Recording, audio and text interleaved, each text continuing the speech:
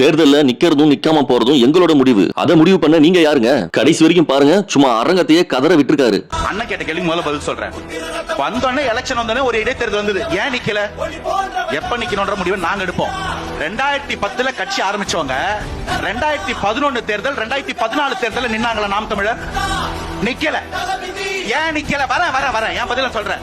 அப்போ அந்த தேர்தல நம்ம நிக்கிறோம் நிக்கலன்ற முடிவு அவங்க எடுக்கலாம் போது எங்க தலைவர் கட்சி ஆரம்பிச்சு 2026 தேர்தலை போக்கஸ் பண்ணி நாங்க வச்சிட்டு இருக்கோம். நாங்க எங்க நிக்கணும், எங்க நடக்கணும், எங்க பூங்கணும் முடிவு பண்ற முடியும் மத்தவங்க கிடையாது.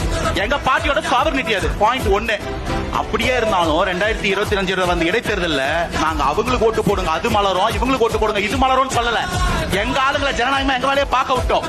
இன்னைக்கு திமுக அதிமுகவையும் திட்டவங்க இலை மலர்ந்தால் ஈழ மலரும் சொன்னாங்களா இல்லையா? 2024 தேர்தல், இன்னைக்கு 2011 கதை வேணான்னு 24 தேர்தல் நடக்கிற கதையை சொல்றேன். ராமநாதபுரத்தில் ஐயா மோடி அவர்கள் கேண்டிடேட்டா வந்தா நாம் தமிழர் கேண்டிடேட்டே போடாது, திமுக மட்டுமே நின்று நெத்திக்கு நெத்தி நிக்கிட்டோம், மோட்டு பிஜேபி போயிட கூடாது, அதனால திமுக சப்போர்ட் பண்ணுன்னு சொல்லியிருக்காரு சீமான். இது என்ன அரசியல்? ப்ரூஃப் இருக்கு. ஒவ்வொரு இடத்துலயும் இந்த மாதிரி திமுக அதிமுக மாத்தி பண்ணிட்டு அதிமுக நலிவடைஞ்சதுன்னா போய் உட்காந்து சமாதானம் பண்ணுவாரு. ஏன்னு கேட்டா அந்த கட்சி உடையறத பார்க்க மனசு இல்ல. திராவிட கட்சி உடைக்கணும் தானே வந்தீங்க. நீங்க ஏன் போய் பூத்தி மொழி சமாதானப்படுத்துறீங்க? திமுக என் குடும்ப கட்சி சொன்னது அண்ணன் சீமான் அண்ணன். எதுக்கு ப்ரூஃப் வேணும்?